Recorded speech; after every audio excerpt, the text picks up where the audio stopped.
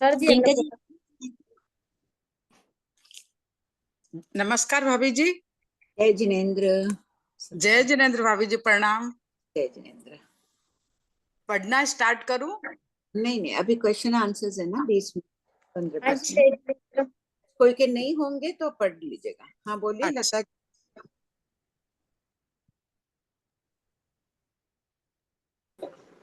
Aunty जी जय जिनेन्द्र। जय जिनेन्द्र। और मैं सभी से खमत खाना, जितने आप से लेके जितने भी लोग हैं वहां पे, मेरी छोटी या बड़ी बहनें और आंटे, मैं दिली बोल- खमत खाना करती हूँ आप सभी से। मैं बोलिए। क्योंकि हाँ, प्रश्न अज्ञानतावश बोलिए। कुछ भी बोल दिया। हाँ प्रश्न दीदी। प्रश्न बोलिए। नहीं, मेरा प्रश्न नहीं है, आज सिर्फ खमत खान नहीं है, आज से आपकी किताब में शुरू करी हूँ। ठीक, वो पूरे हो गए। फिर क्वेश्चन नहीं है तो अन्नपूर्णा रीडिंग शुरू आंटी करा। मेरा डाउट है। आंटी मेरा हाँ, डाउट है। हाँ बोलो। आंटी मेरा काय स्थिति से है। ये सूक्ष्म के जो 7 बोलो की काय स्थिति है ना, ये समझ में नहीं आ रही आंटी मेरे को। हाँ बोलो, पढ़ो। सूक्ष्म जीव, सूक्ष्म पृथ्वी, सूक्ष्म अप, सूक्ष्म तेज, सूक्ष्म वायु और सूक्ष्म वनस्पति, सूक्ष्म निग्रोध। ये 7 बोलों की काय स्थिति है। जगन्य, अंतर्मुहूर्त और उत्कृष्ट है, असंख्यात काल, पृथ्वी काल। और फिर इन सूक्ष्म के 7 बोलों का अपर्याप्त और पर्याप्त, अंतर्मुहूर्त और अंतर्मुहूर्त, तो इसको कैसे समझेंगे? नहीं, अपर्याप्त अंतर्मुहूर्त होगा, ठीक है, ये पर्याप्त है, वापस इसमें क्यों ले लिया? पर्याप्त की भी काय स्थिति उनकी अंतर मौरती है, लेकिन सूक्ष्म सूक्ष्म रूप में कितने काल तक परिभ्रमण कर सकता है? पृथ्वी काल तक, असंख्य उत्सर्पणी अवसर्पणी प्रमाण तक। आंटी मतलब सूक्ष्म पत्रिका, अगर सूक्ष्म पत्रिका में ही परिभ्रमण करेगा तो अंतर्मुहूर्त करेगा, और बाकी के उनमें परिभ्रमण करेगा तो असंख्यात काल तक करेगा, ऐसे ही समझना है क्या इसको? सूक्ष्म पृथ्वी काय रूप में भी असंख्यात काल, पुडवी काल तक कर सकता है, और सूक्ष्म अपकाय रूप में भी पृथ्वी काल तक कर सकता है। तो आंटी ये जो अपर्याप्त और पर्याप्त दोनों की अंतर्मुहूर्त दे रखी है, ये एक बहु की अपेक्षा और वो बाकी के बहु की अपेक्षा, वैसा समझना है क्या? हाँ, काय स्थिति तो अनेक बहुओं की अपेक्षा होती है ना, पर्याप्त की काय स्थिति एक बहु की है। हाँ, वही कंफ्यूज हो रहा हूँ। ठीक है, थैंक यू। हाँ श्वेता।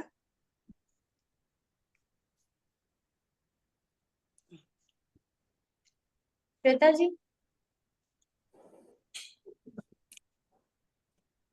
प्रणाम आंटी। हाँ बोलो। जय जिनेन्द्र। आंटी है ना, मनसा के साथ गमक फेर रही थी। मनसा का प्रश्न था, संगीत यंत्र पंचेंद्रिय वैक्रिय के 27 घरों में जा रहा है, तो जो जीव भवन इसमें पहले दूसरे देवलोक में जा रहा है, वहां वो उत्पन्न तेजोलेशा में होगा तो भी वो कृष्ण नील और कापोतलेशा को स्पर्श करता है। तो मनसा का ऐसा प्रश्न था कि जो जीव नैरिक में जा रहा है, मतलब उसको कृष्ण लेशा में उत्पन्न होना है। जैसे कि वहां पर पद्म और शुक्ल को वो स्पर्श करेगा ही नहीं, तो नहीं। जिसको हाँ, सातवीं पृथ्वी में उत्पन्न होना है उसको क्या आवश्यकता है कि वो कापोतलेशा और नील को स्पर्श करे?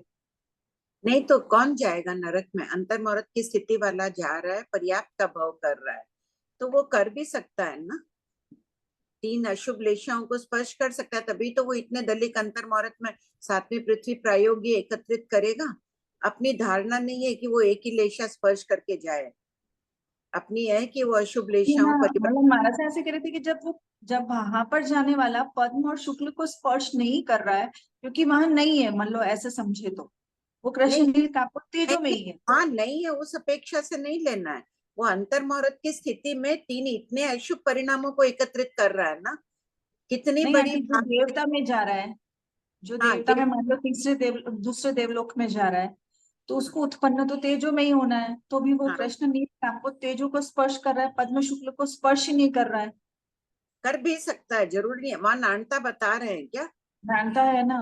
नानता बता रहे हैं, नहीं कर पा रहा है, इतना करता है जितने उसका हो जाता है काम, आयु पूर्ण हो जाती है अंतर्मुहूर्त के।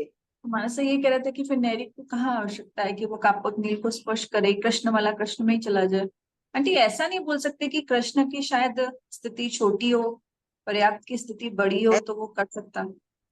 नहीं, अपनी धारणा यही चल रही है आचार्य श्री के, कि तीनों लेशियाओं को स्पर्श करेगा। पहले तो ऐसे कह देते थे समुच्चय रूप से, हो सकता है वो एक लेशिया अंतर्मुहूर्त तक रहा, लेकिन पर्याप्त जीव तक अपर्याप्त का काल प्लस पर्याप्त का काल मिला के एक ही लेशिया में रहे, ये भी अपने पास प्रमाण नहीं है कि इतना बड़ा अंतर्मुहूर्त है कृष्ण लेशिया का। इसलिए अपने कह रहे हैं कि वो फास्ट फॉरवर्ड कर रहा है, वहां अल्प काल तक रहा, छोटा अंतर मुहूर्त रहा, प्रश्न में अधिक देर रह के अधिक अशुभ पुद्गलों को ग्रहण कर लिया। इस संबंध में शास्त्र में कुछ भी उल्लेख नहीं है, ये आचार्यों की अपनी अपनी धारणा है।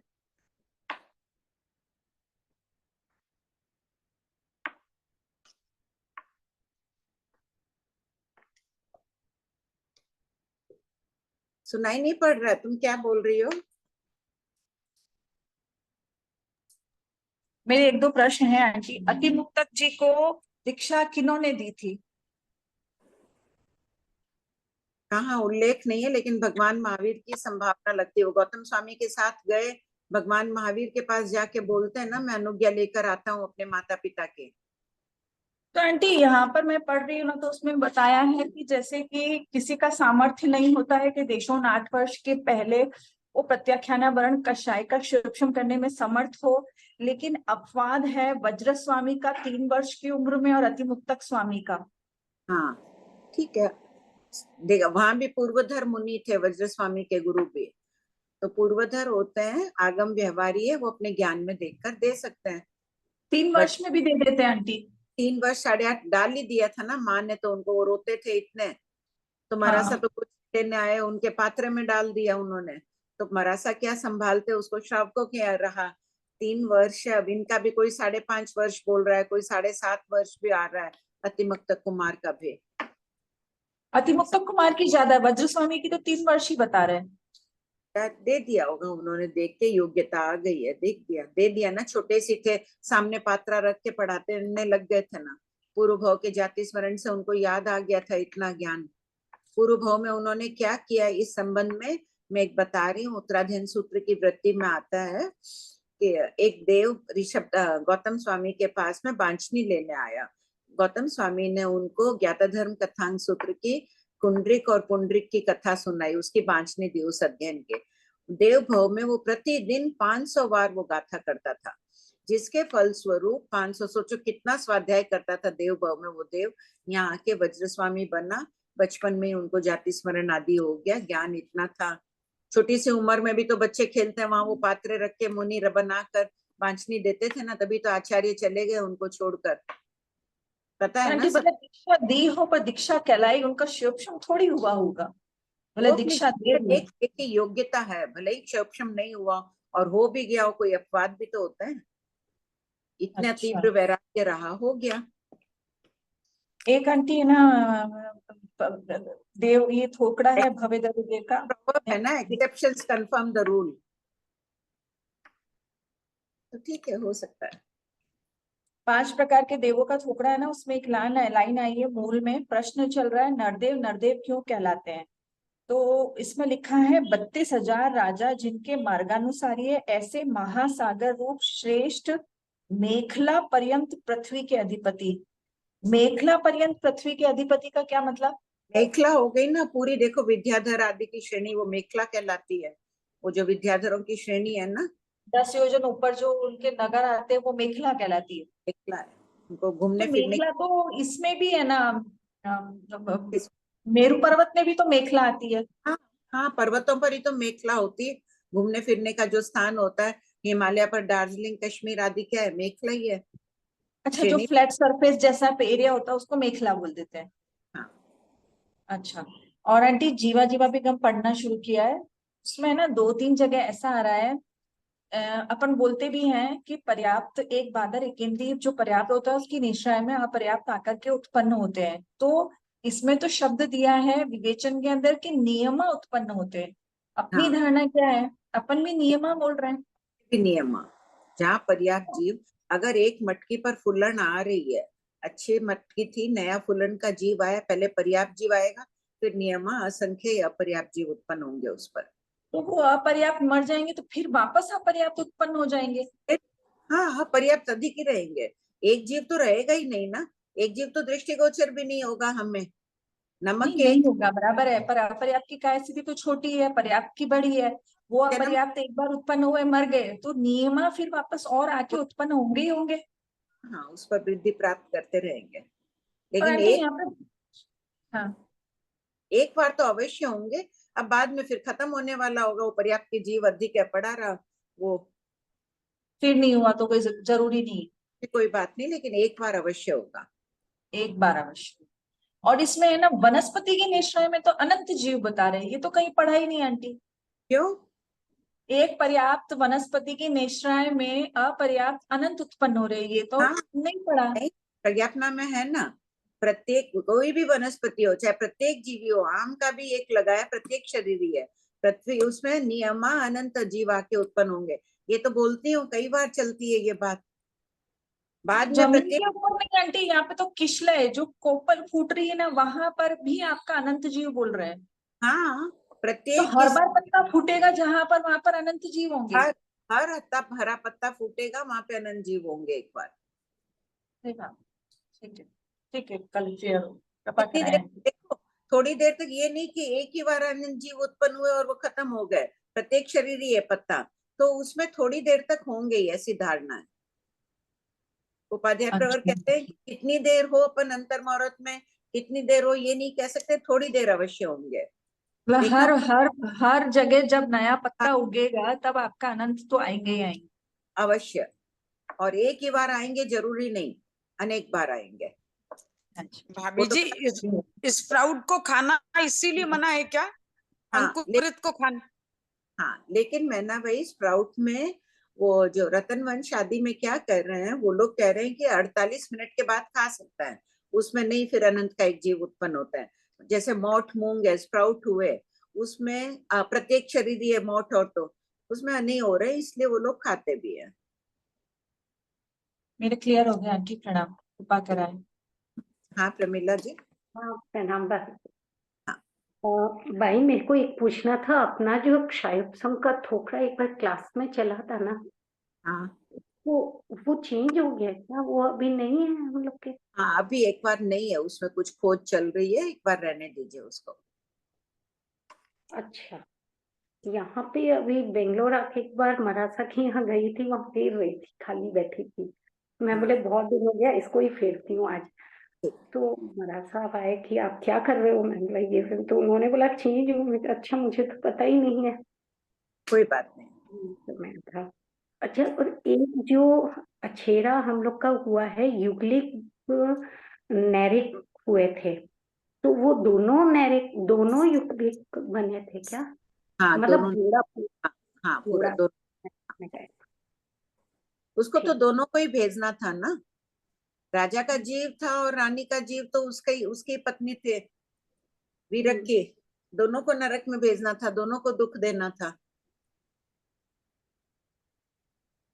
इसका स्टोरी तो यदि टाइम है तो एक बार शॉर्ट में बताएंगे बस। वीरक नाम का एक बाल तपस्वी, नहीं एक कोई था, उसकी पत्नी वनमाला अपूर्व सुंदर थी। एक दिन राजा कहीं जा रहे थे, उनकी दृष्टि पड़ गई, उन्होंने कहा कि वीरक वनमाला को मेरे राजमहल में ले आओ। ले आए, वो तो राजसी ठाट फाट देखकर राजा के साथ अच्छी तरह रहने लग गई।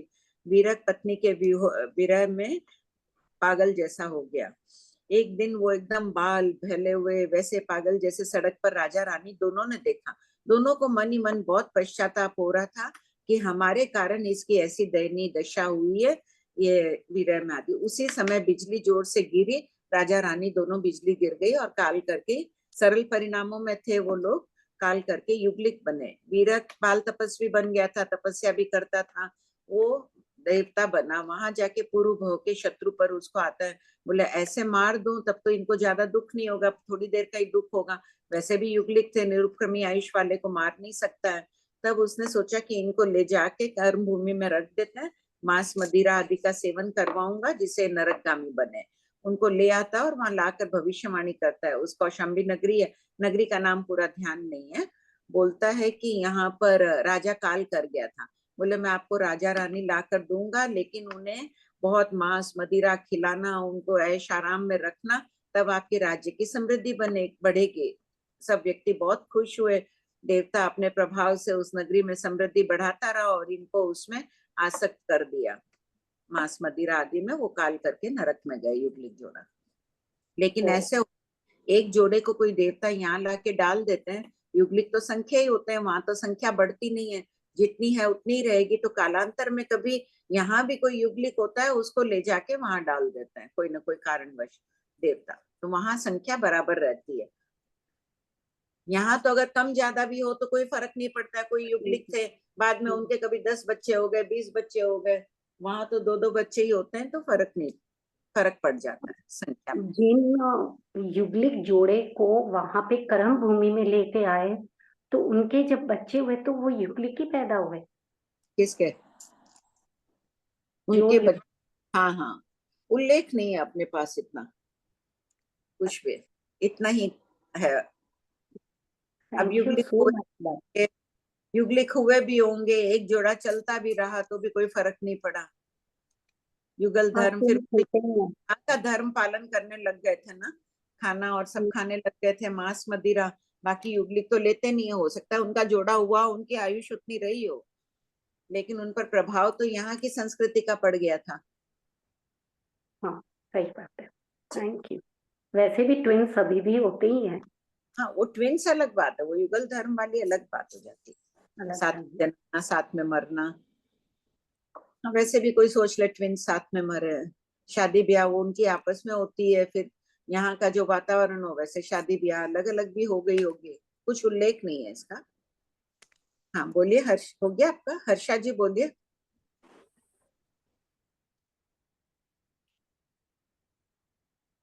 हेलो। हाँ बोलिए हर्षा जी। जय जिनेन्द्र साहब, मैं विमला बोरा बोल रही हूँ। हाँ बोलिए। मेरे बोल को रही हूँ कि गम्मत में 2 क्वेश्चन पूछ। अच्छा, वो बोल रहे हैं, पहले बोल बाद में। हाँ मैं बोलूं। हाँ बोलिए। हाँ, वो गम्मक इतना दिन तो मेरे को कम ही समझ में आ रहा था। हम्म, अब मैं क्लास बंद थी तो मैंने अभी पढ़ना शुरू किया, तो अब मेरे को समझ में आने लगे। तो अब मैं भवस्थान शुरू, मतलब भवस्थान से पहले तक आ गई। अब भवस्थान अब शुरू किया है, तो उसमें भवस्थान का मतलब कुछ समझना था। जैसे ये जीव का ये जो प्रेजेंट भाव है वो, और जहाँ वो जा रहा है तो वो भवस्थान हुआ है। हाँ तो जैसे ये क्वेश्चन पेज नंबर 174 है, क्वेश्चन 6798।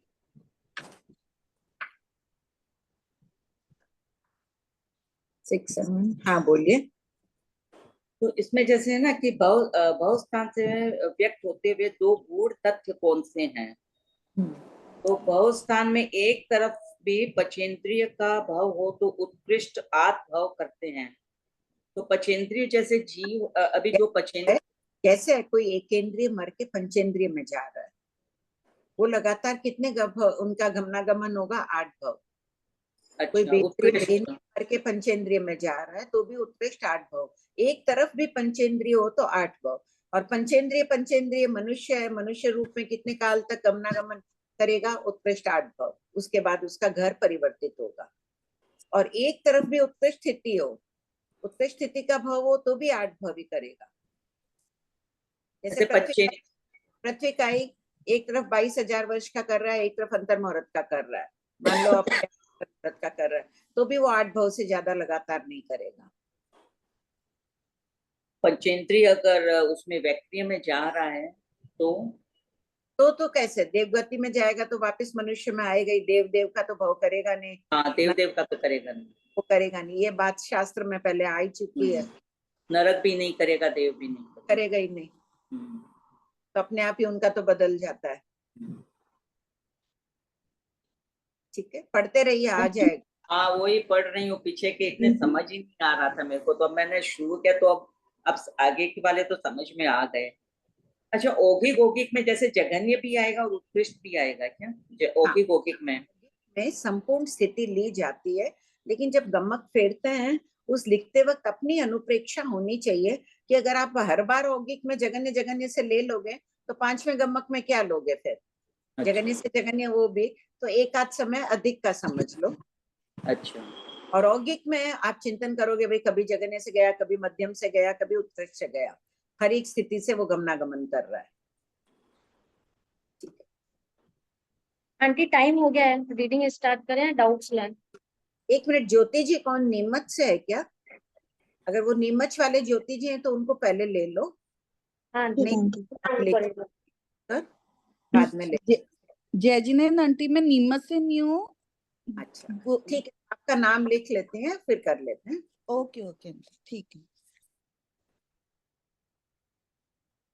आंटी रीडिंग स्टार्ट कर दे। हाँ, कौन सा मीना प्रोजेक्ट? देवी आंटी 6952 से शुरू होगा, पेज और number page number 207। Meena Devi जी, आप खुद चाहे तो म्यूट अनम्यूट हो सकते हैं।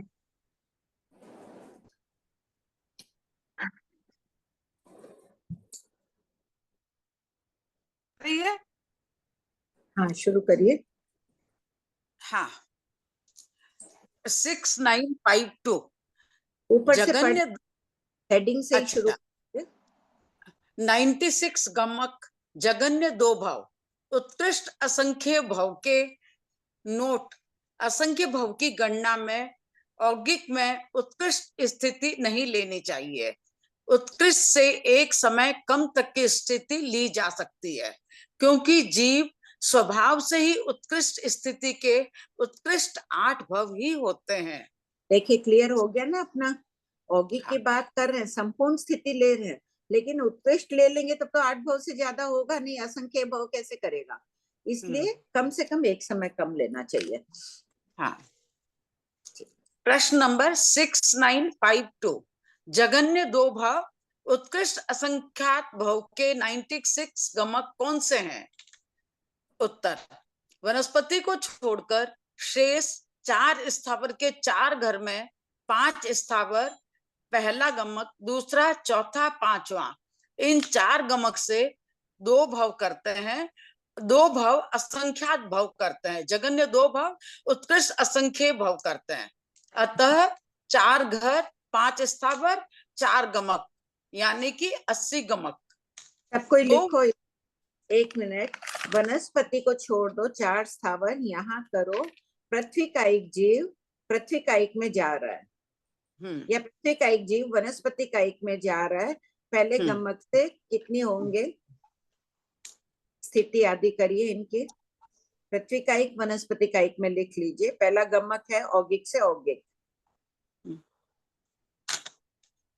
सब कोई टिक्कू तो कर लिए, पचकान ले लिए, खूब अहो भाव पूर्वक करिएगा।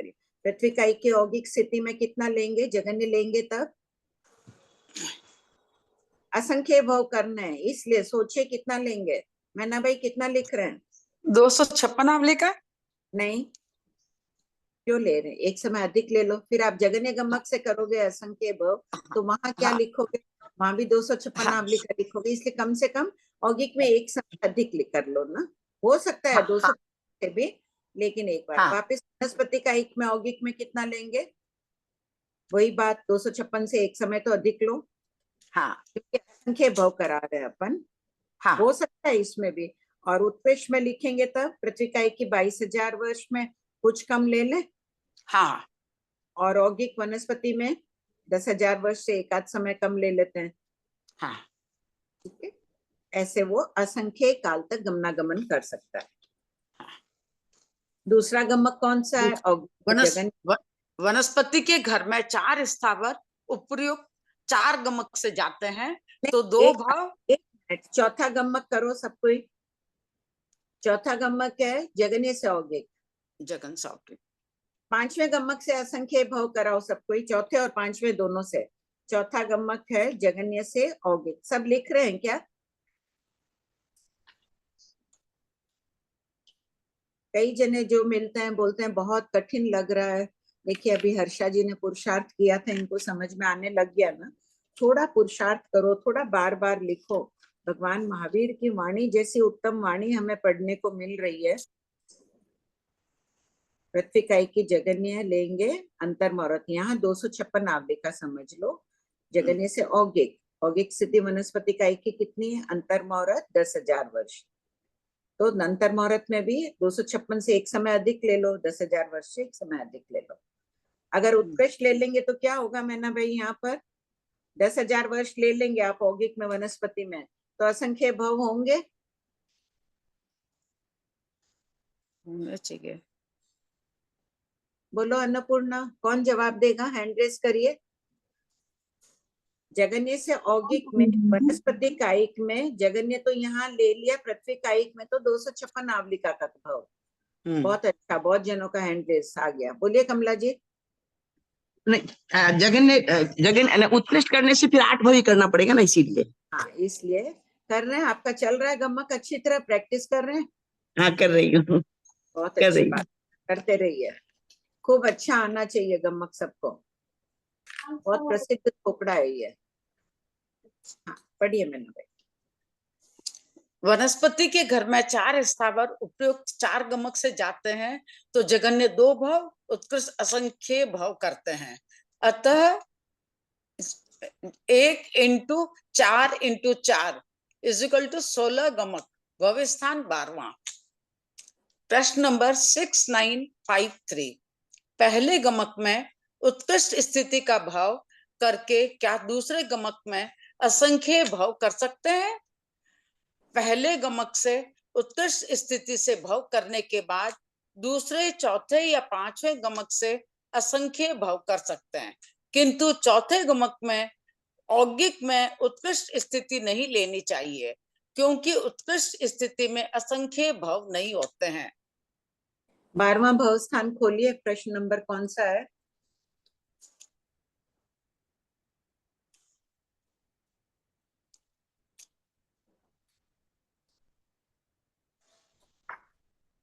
बारहवां भव स्थान कौन सा है? बोलिए। Question number 6882 aunty, 189 page number.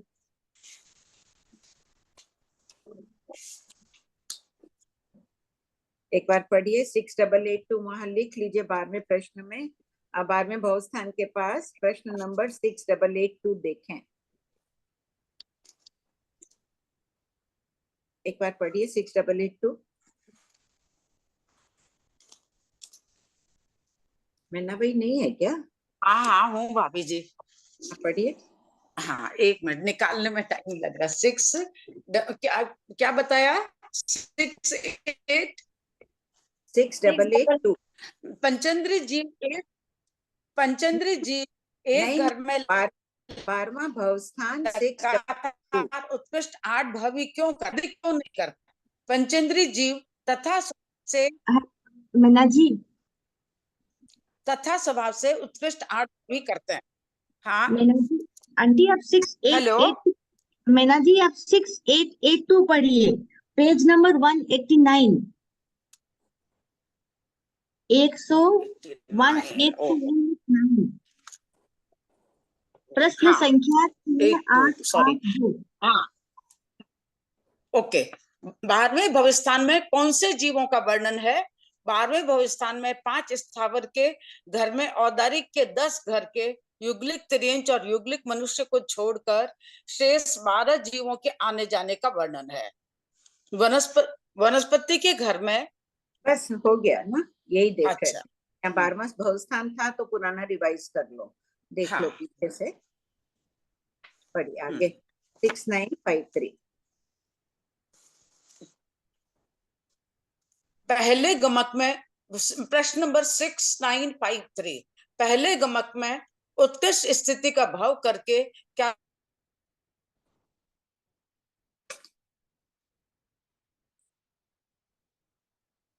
ये हो गया ना? आगे लीजिए 4 गमक।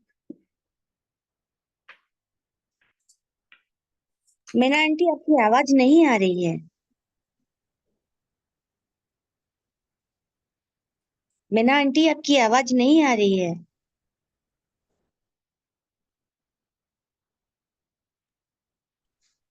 पहले भी कट गया था। हाँ अब आ रही है? हाँ आ रही है। आप 6954 पढ़िए, ऊपर का नोट से पढ़िए।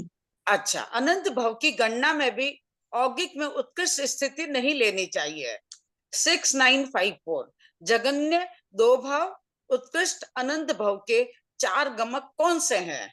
वनस्पति के एक घर में वनस्पति पहला, दूसरा, चौथा, 5वां गमक से जाती है तो जगन्य 2 भाव उत्कृष्ट अनंत भाव करती है, अर्थात 1 × 1 × 4 = 4 गमक। भव स्थान 12वां। शेष 5 गमक से 2 जगन्य 2 भाव उत्कृष्ट 8 भाव होते हैं, क्योंकि इनमें उत्कृष्ट स्थिति है। बाकी के 5 गमक लिखो सब कोई। पहला, दूसरा, चौथा, पांचवा छोड़कर गमक के नाम लिखो। तीसरा, छठा, सातवां, आठवां, नौवां। औगिक से उत्कृष्ट। एक मिनट, धीरे धीरे बोलिए, पहले बोलिए कौन सा। तीसरा, तीसरा है औगिक से उत्कृष्ट। औगिक से उत्कृष्ट, सब लिखते जाइए, ये बोल रहे हैं औगिक से उत्कृष्ट। छठा गमक जगन्य से उत्कृष्ट। सातवां, आठवां, नौवां। हाँ, सातवां उत्कृष्ट औगिक, उत्कृष्ट से जगन्य, उत्कृष्ट से औगिक, आठवां गमक उत्कृष्ट से उत्कृष्ट जगन्य और उत्कृष्ट से उत्कृष्ट। हाँ, अब इसमें कौन जवाब देगा, और कोई देना जिनको पूछ रही हूँ कि ये 5 गमक से अनंत भव क्यों नहीं हो रहे हैं? क्योंकि उत्कृष्ट। मोनिका जी आप बोलेंगे? क्योंकि मोनिका जी, हाँ इनको बोलने, एक मिनट इनको बोलने दीजिए मोनिका जी को। मोनिका जी आपको अनम्यूट किया है, बोलिए।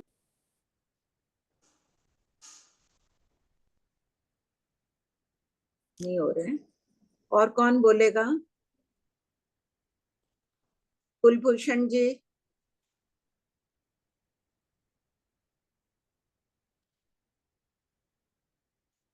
कोई नहीं बोल आंटी रहा है। नीतू जी, नीतू जी जैन, अच्छा हैंड रेस काफी आ गए। श्रेया जी को आता है, विमला जी, सुधा भाई को भी आता है, सुमन भाई को भी आता है। ये कौन है? NA में इनको खोलो, कमलेश को भी आता है। जय जिनेन्द्र आंटी, आरती हूँ मैं आंटी। अच्छा आरती जी, हाँ बोलिए क्यों नहीं है? हाँ, उत्कृष्ट स्थिति की अपेक्षा में ये अनंत भाव, एक तरफ भी उत्कृष्ट स्थिति होगी तो उत्कृष्ट 8 भाव से अधिक नहीं हो सकते ना। तो 7वें में एक तरफ उत्कृष्ट है, एक तरफ औगिक है। औगिक में कुछ भी हो तो भी देख लो, इसमें अनंत भाव नहीं बताए। ठीक, सबका यही उत्तर था ना? हाँ पढ़िए। 6955 वनस्पति कायिक जीव प्रथम गमक से अनंत भाव करते हैं, इसे उदाहरण से स्पष्ट कीजिए। उत्तर, उन वनस्पति कायिक जीवों की उत्कृष्ट स्थिति 10,000 वर्ष है।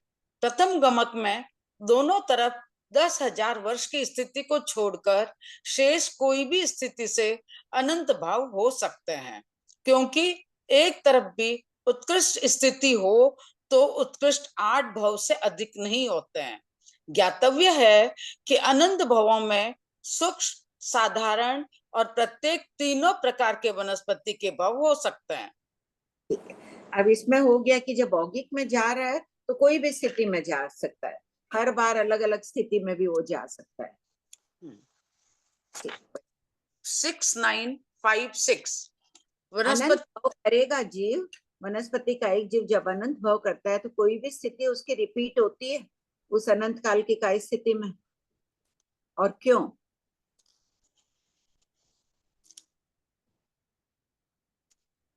पहला तो उत्तर लिखो और फिर कारण लिखो, बहुत सरल है। सुनैना जी बोलेंगे? वनस्पति का एक जब अनंत काल तक गमनागमन करता है तो अगर औगिक से औगिक में भी कर रहा है तो कोई भी स्थिति रिपीट होगी क्या? होगी। जिसने भी जवाब दिया ठीक है, किसने दिया? मैंने हाँ, दिया। हाँ होगी। क्यों होगी? क्योंकि अनंत काल तक वहीं रहना है। नहीं, और अच्छा उत्तर चाहिए। और कोई बोलेंगे? हैंड रेस कीजिए कोई इस उत्तर के लिए। क्यों होगी स्थिति रिपीट? हाँ बोलो आंटी, क्योंकि स्थिति स्थान जो है वो असंख्य ही है।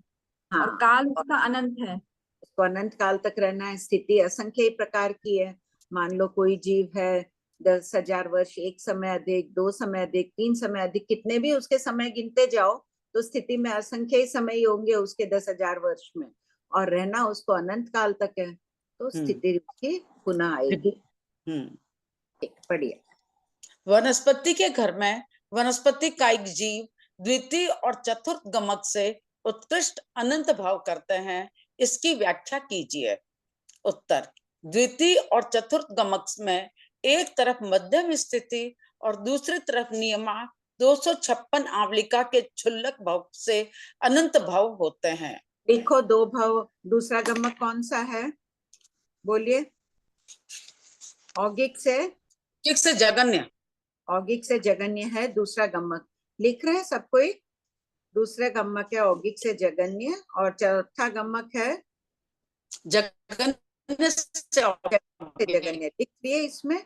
अब ये वनस्पति में वनस्पति जा रही है, तो क्या होगा इसमें? औगिक से जा रही है, तब कितना लेंगे? मध्यम ले लो। दो गमक का एक साथ में प्रश्न पूछ रहे हैं, तो पहले दूसरे गमक में मध्यम स्थिति ले लो, और उधर जगन्य स्थिति लेना है 256 आवलिका। चौथे गमक में दोनों तरफ 256 के भव है। कितना दुखदाई परिभ्रमण सोचो। जन्म मरण में अनंत दुख बताया भगवान ने। अनंत काल तक वो जन्म मरण के दुखों से ही पीड़ित होती जा रही है। हम सब तो इससे बच गए अब। जितने पाप का अभी अपने नाश हो रहा है, तो शुद्ध ज्ञान में रमण कर रहे हैं। वापिस मत बांधना आज भर में पाप कर्मों को। ये अपन कर लेते हैं। अभी देखिए, नहाना धोना लाइट ये वो होगी, लेकिन परिणामों को विशुद्ध रखकर पापों का नाश करना अधिक से अधिक। जब शुद्ध ज्ञान में रमण करते हैं तो उसका फल प्रयोजन, शास्त्र पढ़ने का प्रयोजन दो होता है। एक तो अनंतर फल, साक्षात फल। पढ़ते वक्त अपनी शुद्धि हो रही है, अभी बहुत आत्म शुद्धि हो रही है। साबुन कार्य करता है, शरीर का मैल कपड़े का मैल निकालता है, वैसे ये जिन वाणी होती है आत्मा पर से कर्मों को ढीले कर रही है। और एक है परम्पर फल। परम्पर फल है कि अभी अनंतर फल मिला, आत्मा की शुद्धि हुई है, तो कालांतर में वो मुक्ति अवश्य दिलाएगी। पढ़िए 6957। द्वितीय गमक में औगिक में मध्यम स्थिति लेनी चाहिए, जगन्य नहीं। क्यों? उत्तर, द्वितीय गमक में यदि जगन्य स्थिति लें तो दूसरे और पांचवें गमक में कोई अंतर नहीं होता है, इसलिए मध्यम स्थिति लेनी चाहिए। प्रश्न नंबर 6958। वनस्पति के घर में वनस्पति कायिक जीव पांचवें गमक से उत्कृष्ट अनंत भाव करते हैं, इसकी व्याख्या कीजिए। उत्तर, दोनों तरफ नियमा 256 आवलिका के क्षुल्लक भाव से अनंत भाव करते हैं। प्रश्न नंबर 6959। अनंत भाव के 4 गमक में सबसे बड़ा और सबसे छोटा अनंत काल कौन से गमक से गमनागमन करने पर होता है? उत्तर, प्रथम गमक से अनंत भाव करने में सबसे अधिक काल लग सकता है यदि बड़ी स्थिति के भाव करे तो, और पांचवें गमक से अनंत भाव करने में सबसे कम काल लगता है। 156 गमक जगन्य 2 भाव उत्कृष्ट संख्येय भाव के मुठ भाव की गणना में भी औगिक नहीं लेनी चाहिए। प्रश्न नंबर 6960। जगन्य 2 भाव उत्कृष्ट संख्येय भाव के 156 गमक कौन से हैं? उत्तर, 5 स्थावर के 5 घरों में 3 विकलेंद्री पहले दूसरे चौथे पांचवें गमक से जाते हैं तो उत्कृष्ट संख्येय भाव करते हैं। अतः 5 into 3 into 4 is equal to 60 गमक, भव स्थान 12। दूसरा, 3 विकलेंद्री 3 घरों में 5 स्थावर इंद्री हैं, पहला दूसरा चौथा पांचवा से जाते हैं तो उत्कृष्ट संख्येय भाव करते हैं। अतः 3 into 8 into 4 36 गमक, भव स्थान 14वां 14th। कुल गमक 774 plus 1646 plus 51 plus 51 plus 12 plus 12 plus 3 plus 96 plus 4 plus 156 is equal to 2805। 2805 गमक पूरे हो गए ना? सबको इसको लिख के प्रैक्टिस करना, सब गमक बनाना। अभी कई दिनों तक क्लास नहीं होगी, शायद हफ्ते में 1 दिन हो जाए, बाद में गुरुदेव के जा रही हूँ डिसाइड करूंगी, तो बहुत पुराना पढ़ते रहना सबको ही। सीखे हुए ज्ञान की बार बार आवृत्ति करता हुआ जीव बोलो, लिख लो सब कोई। क्रोध खपाते उत्कृष्ट रसायन आवे तो तीर्थंकर गोत्र बांधे। तीर्थंकर गोत्र बांधता है। पढ़ते वक्त सब कोई पहले तो अपने सम्यक दर्शन को देखना, मेरा सम्यक दर्शन पुष्ट हो रहा है ना, बहुत सुरक्षित है, फिर पढ़ने बैठना। कहीं जाते हैं तो पहले नहाते धोते तैयार होते हैं ना, वैसे ही शुद्ध ज्ञान पढ़ते वक्त भी पहले अपने भावों को देखो, ये ठीक है ना, पढ़ने योग्य है मेरे आत्मा की नहीं शास्त्रवाणी, उसको ठीक करके। शादी ब्याह में कोई ऐसे ही अभी बैठे हैं वैसे नहीं चले जाते हैं ना, वैसे ही शास्त्रों के अध्ययन करने के पहले ये पढ़ लेंगे, उसके बाद शास्त्र उठाकर पढ़ो, शास्त्रवाणी एकदम समझ में आती जाएगी। पढ़िए। प्रश्न नंबर 6961, पहला दूसरा चौथा पांचवा गमक में सबसे बड़ा और सबसे छोटा संख्य काल कौन से गमक से गमनागमन करने पर होता है? उत्तर, प्रथम गमक से संख्य भव करने में सबसे अधिक काल लग सकता है यदि बड़ी स्थिति के भव करे तो, और पांचवें गमक से गमनागमन करने पर नियमा सबसे कम काल लगता है। ये क्यों लिखा हुआ यहाँ? प्रथम गमक से संख्य भव करे, यहाँ दे दिया कि बड़ी स्थिति के भव करे तो। मान लो औगिक में कोई प्रश्न करेगा कि कोई भी स्थिति ले सकते हैं औगिक में, तो पहले गमक में भी वो बोल देगा मैं जगन्य से जगन्य ही करा रहा हूँ, तो गलत नहीं है बोलना वो, लेकिन थोड़ा तो अधिक बड़ी स्थिति लेनी पड़ेगी, तभी तो पांचवें गमक से अधिक स्थिति बनेगी, चौथे पांचवें सबसे मिलाकर। ठीक। लब्धि के 20 द्वार। 6952, शास्त्र में प्रत्येक वर्गणावर्ती जीवों पर लब्धि रिद्धि के कौन से 20 द्वारों का कथन किया गया है? पहला, उत्पात, परिमाण, संगनन, अवगाहना, संस्थान, लिस्या, दृष्टि, ज्ञान अज्ञान, योग, उपयोग, संज्ञा, कषाय, इंद्रिय, समुद्घात, वेदना, वेद, आयुष, अध्यवसाय, अनुबंध, काय संवेद, यानी कि कालादेश और भवादेश। 6963, अनुबंध और काय संवेद को छोड़कर उपर्युक्त उत्पात आदि 18 द्वारों को स्पष्ट कीजिए। उत्पाद, जीव कितनी स्थिति में उत्पन्न होते हैं इसका कथन है। परिमाण, उत्पन्न होते हुए जीवों के परिमाण गणना का कथन है। 3 से 17, संगनन से लेकर आयुष तक का अर्थ लघुदंडक के थोपड़े में देखें। 18वां, आत्म परिणाम को अध्यवसाय कहते हैं। 6964, अनुबंध किसे कहते हैं? अभिधान राजेंद्र कोश में अनुबंध शब्द का अर्थ है कर्म विपाक, संबंध रखना इत्यादि। पहला, आयुष कर्म की जितनी स्थिति होती है उतने समय तक आयु कर्म का विपाक उदय रहना अर्थात उसी पर्याय में रहना अनुबंध कहलाता है, अथवा आयु के साथ गति, जाति, अवगाहना, स्थिति, अनुभाग और प्रदेश, इन 6 बोलों का बंध होता है। इन 6 बोलों का जीवन पर्यंत आयु के साथ संबंध रहता है, उसे अनुबंध कहते हैं। अवगाहना शब्द से यहाँ शरीर नाम कर्म ग्रहण किया गया है।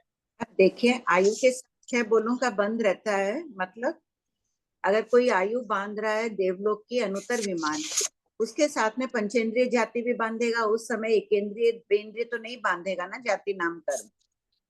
गति बांधेगा तो उस समय देवलोक की गति, देव गति का ही बंद करेगा।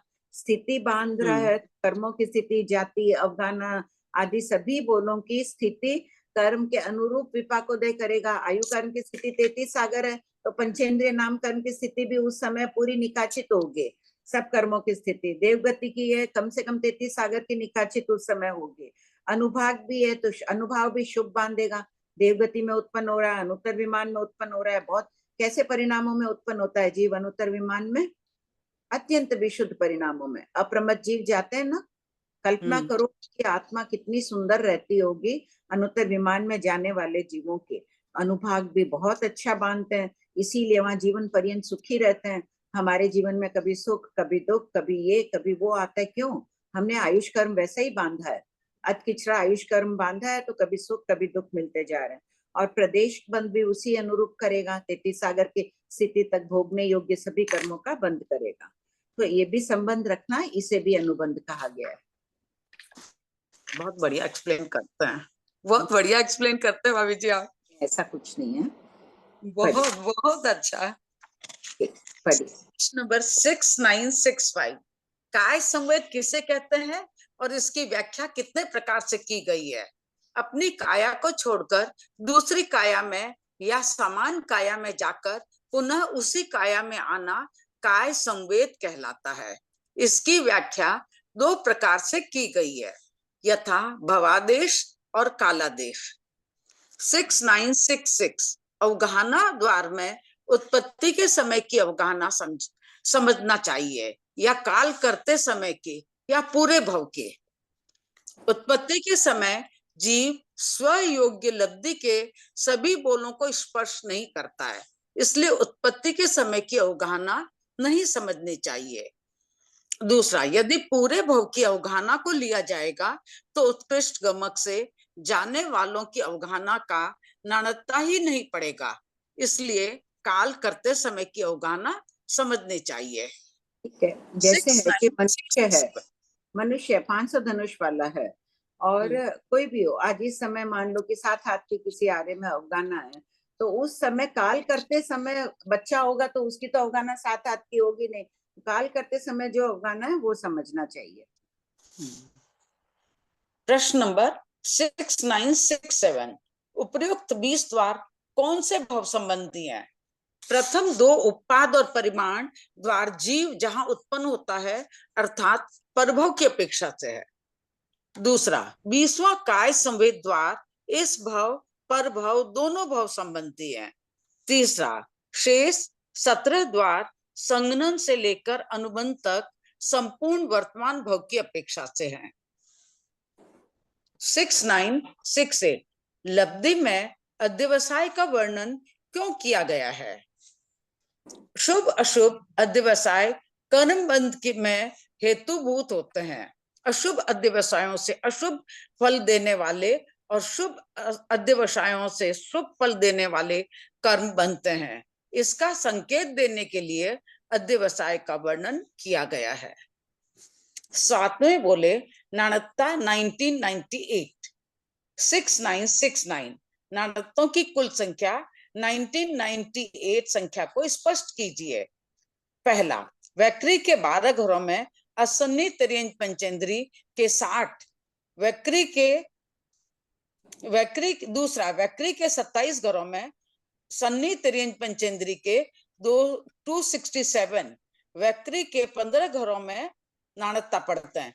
वैक्री के 15 घरों में सन्नी मनुष्य के 120, वैक्री के 19 घरों में सन्नी मनुष्य के 114, तिर्यंच युगलिक के 70, मनुष्य युगलिक के 84, पृथ्वी काई के 145, अप काय के 145, वनस्पति काय के 145, तेजस काय के 89, वायु काय के 89, द्वेंद्री के 89, त्रिंद्री के 89, चतुरिंद्री के 89, तिर्यंच पंचेंद्री के 197 और मनुष्य के 206। नाणत्ता के सम्यक अध्ययन से ज्ञान की पर्यायें विकसित होती हैं। देखिए, हमें ये सब नया विषय लगेगा, जिनके नहीं किया हुआ है नया भी लगेगा, बहुत कठिन भी लगेगा कि समझ नहीं आ रहा है, कठिन लग रहा है। जब हमें कोई नई चीज मिलती है, सच बोलो, बहुत अध्ययन कर रहे हैं, सब कोई सामायिक स्वाध्याय सब कुछ करते हैं, लेकिन कोई नई चीज मिलती है तो कितनी खुशी होती है, कितना अच्छा लगता है। तो उसी प्रकार सोचना, नाणकता के माध्यम से हमें नया ज्ञान मिल रहा है, उसे पढ़कर बहुत हर्ष उल्लास से पढ़ो तो ये समझ में अच्छी तरह से आ जाएगा। खुशी खुशी से पढ़ो, नई साड़ी जैसे खुशी से पहनते हैं ना, वैसे पढ़ो।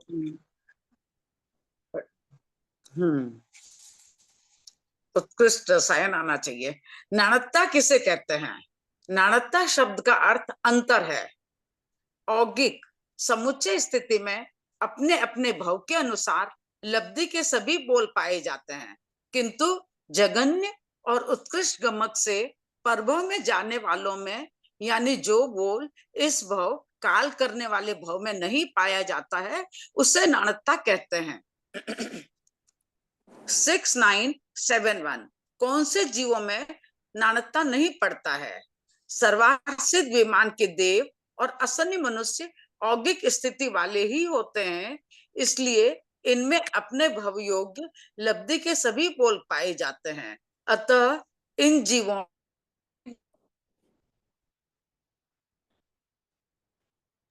आंटी आपकी आवाज रुक गई।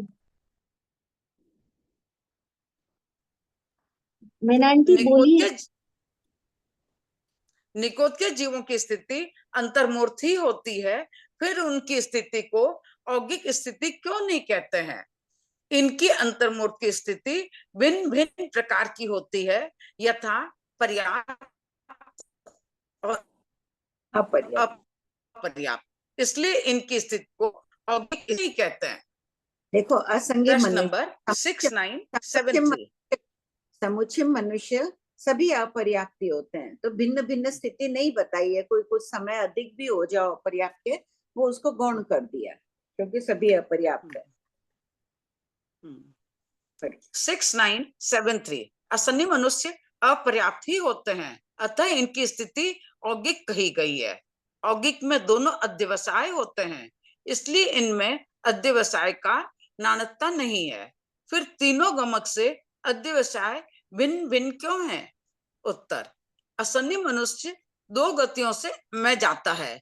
तिर्यंज गति नामकर्म पाप प्रकृति है, क्योंकि इसका स्थिति बंध अधिक होता है, जबकि मनुष्य गति नामकर्म पुण्य प्रकृति है, क्योंकि इसकी स्थिति बंध कम होता है, क्योंकि इसका स्थिति बंध कम होता है। अतः तिर्यंज गति में जाता है तो अध्यवसाय अशुभ होते हैं, और मनुष्य गति में प्रथम गमक में दोनों, दूसरे गमक में अशुभ और तीसरे गमक में शुभ अध्यवसाय होते हैं।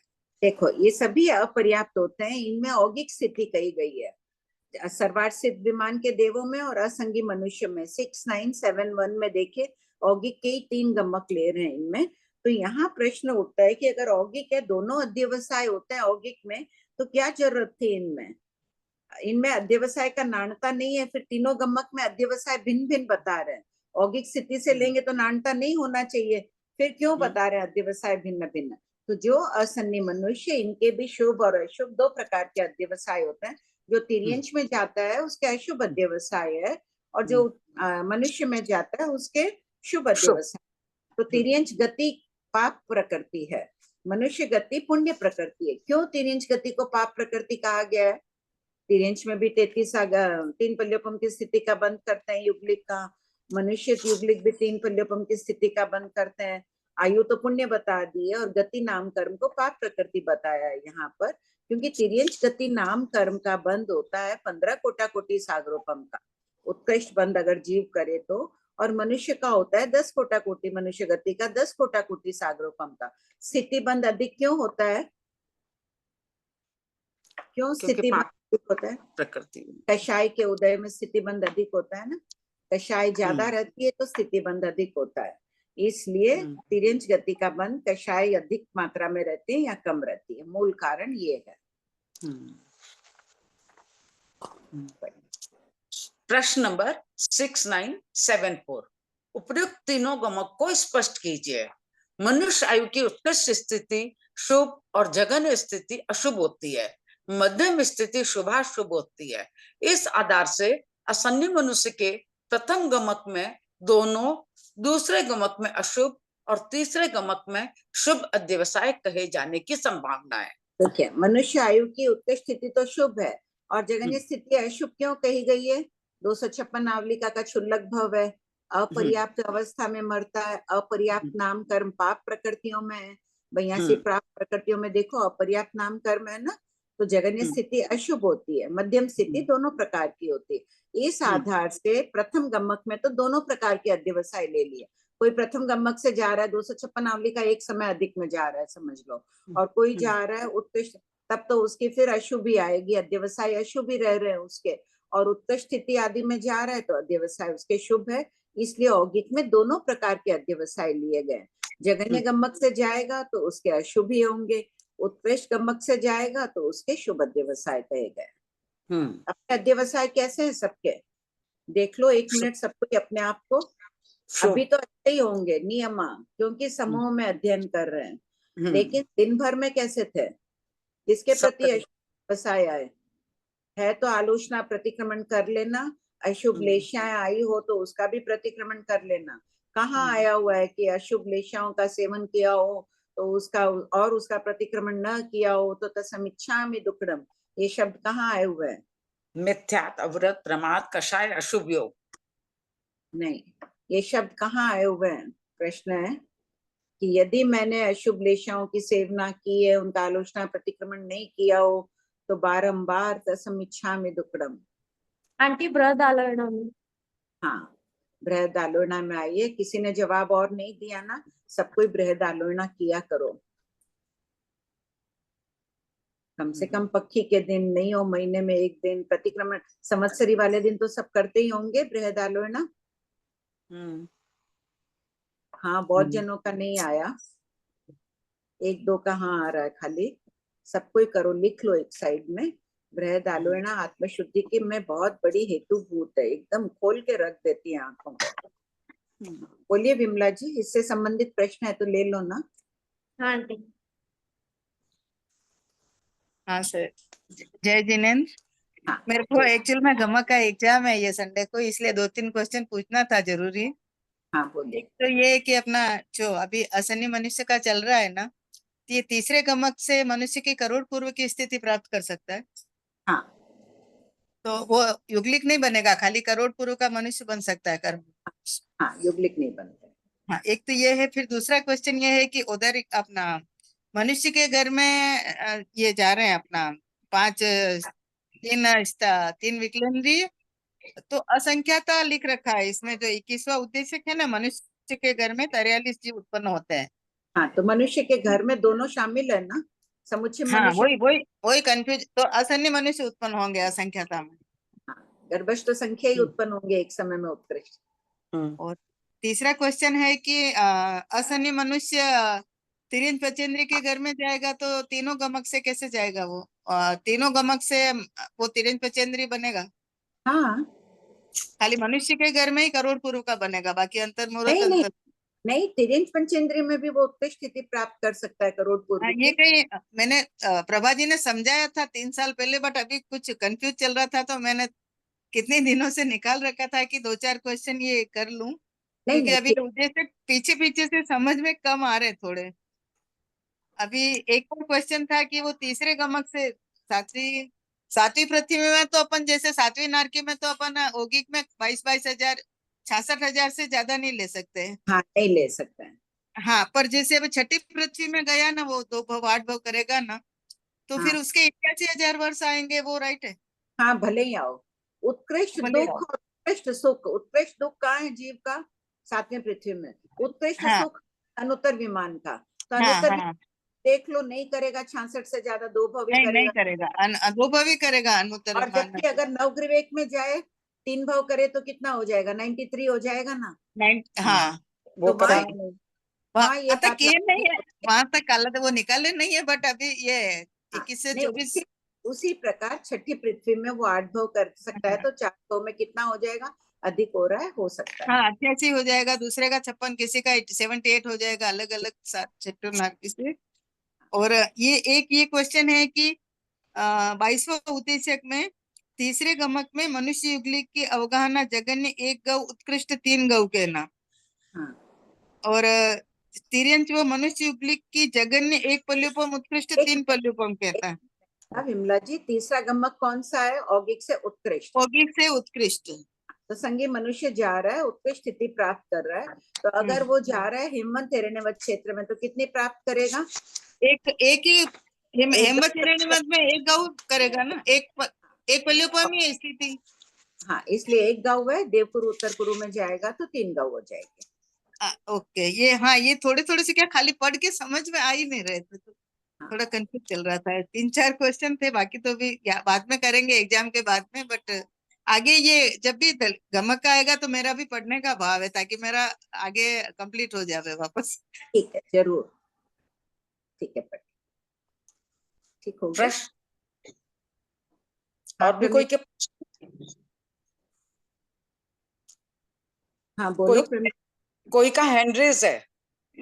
सोनम, ये नाणकता समझना, ये नहीं समझना, नाणकता थोड़ा समझाइए। नहीं, अंतर यहाँ दिया है ना 6970 में। अभौगिक स्थिति मनुष्य में कितने समुद्घात पाते हैं? 7 समुद्घात।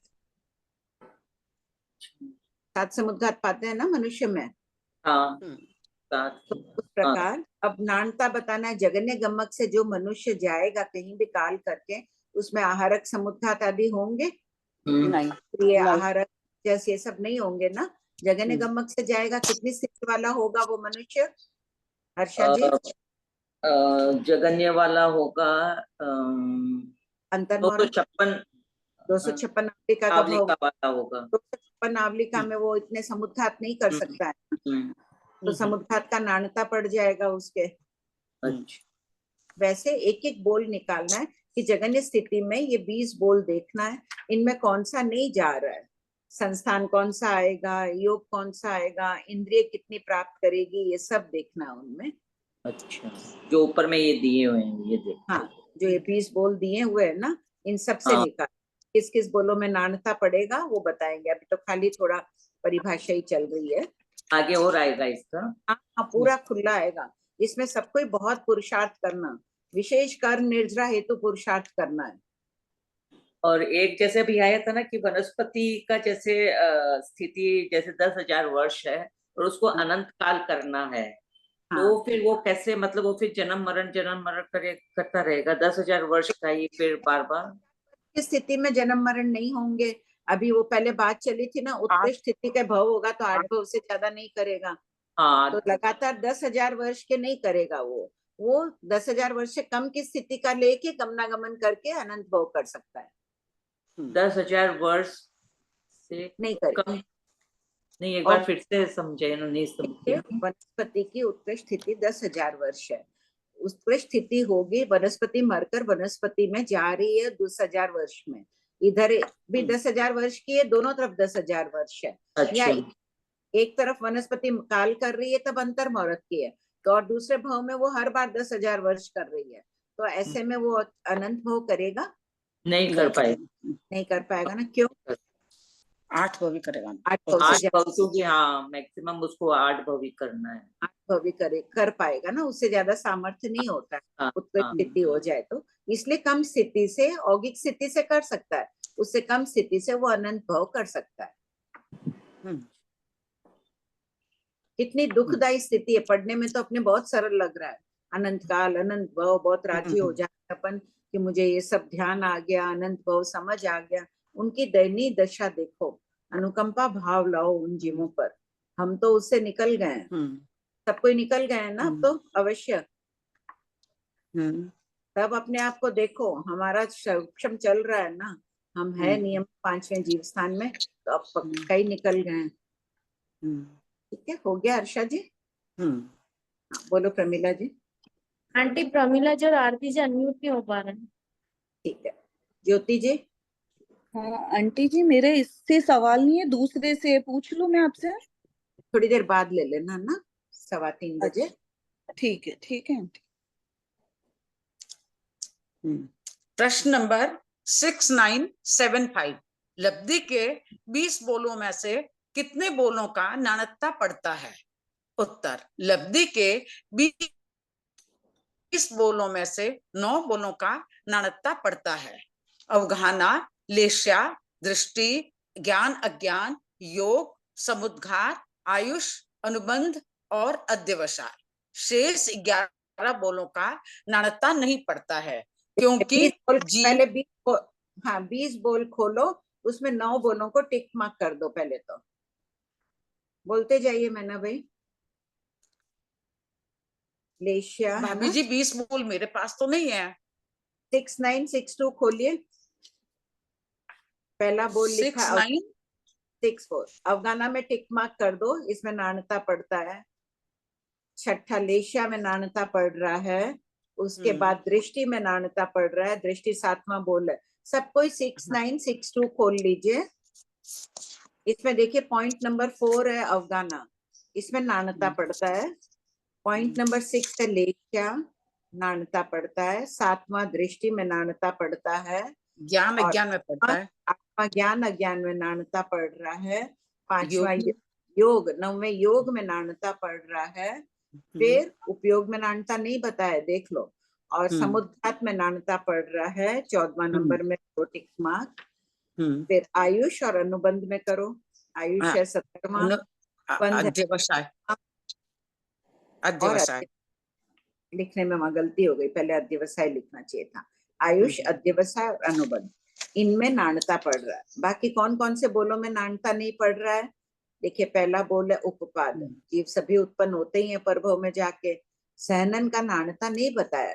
इसका मतलब कोई असन्नी मनुष्य, समुच्चय मनुष्य, अंतर्मुहूर्त की स्थिति वाला है, उसमें कोई भी सहनन हो सकता है। मनुष्य में 6 सहनन है, तो 6 सहनन में से किसी का भी उदय हो सकता है, क्योंकि नाणता नहीं बताया इसका। संस्थान का भी नाणता नहीं बताया, कोई भी नाणता हो सकता है मनुष्य और तिर्यंच में, चाहे अपर्याप्त अवस्था में है तो भी कोई भी हो सकता है उसमें। नेरिक और देवता में तो निश्चित भगवान ने बता ही दिया। सभी देवों के कौन सा संस्थान का उदय होता है? समचतुरस का। और नेरिकों के हुंड संस्थान का। सहनन देवता को कौन सा होता है? कोई सहनन होता ही नहीं। 6 सहनन में से कोई सहनन नहीं है। लेकिन अपन प्रज्ञापना सूत्र पढ़ेंगे, वहां सब जगह दिया है दिव्य सहनन, यानी शरीर की मजबूती उनकी बहुत अधिक होती है, दिव्य सहनन शब्द दिया है। 6 में से कोई भी नहीं होता है उनमें। और मनुष्य तिर्यंच में देख लो 6 सहनन होते हैं, तो किसी भी जीव में कोई भी सहनन हो सकता है, इसलिए नाणता नहीं पड़ता है। यदि नाणता पड़ता तो भगवान कह देते कि जगने गम्मक से जा रहा है तो उसमें सहनन का नाणता है। 9 बोलों में ही नाणता बताया, सहनन संस्थान में नाणता ही नहीं बताया। सबको इसका ध्यान रख लेना। और उपयोग में नाणता नहीं बताया, साकार अनाकार दोनों उपयोग हो रहे हैं। संज्ञा सभी हो रही है, चाहे जगने गम्मक से जा रहा है तो भी उसमें सभी संज्ञा है। कषाय बिना तो कोई जीव गमनागमन मुक्ता करेगा ही नहीं अधिक। इंद्रिय स्वयोग्य सभी में होगी, नाणता नहीं बता रहे। वेदना साता असाता दोनों होगी जीव के। और वेद है, मान लो एक इंद्रिय, तो उसमें नपुंसक होगा। मनुष्य है तो स्त्री पुरुष। अपन कर्म ग्रंथ में क्या कहते हैं कि जो अपर्याप्त अवस्था में काल करते हैं उनके नपुंसक वेद का ही उदय बता रहे हैं। यहाँ भगवान महावीर वेद में नाणता ही नहीं बता रहे हैं। तो इस अपेक्षा से लब्धि अपर्याप्त मनुष्य तिर्यंच है, उनके भी कोई भी वेद का उदय हो सकता है। हाँ बोलो, इससे संबंधित प्रश्न है तो ले लो। बोलिए निर्मल जी।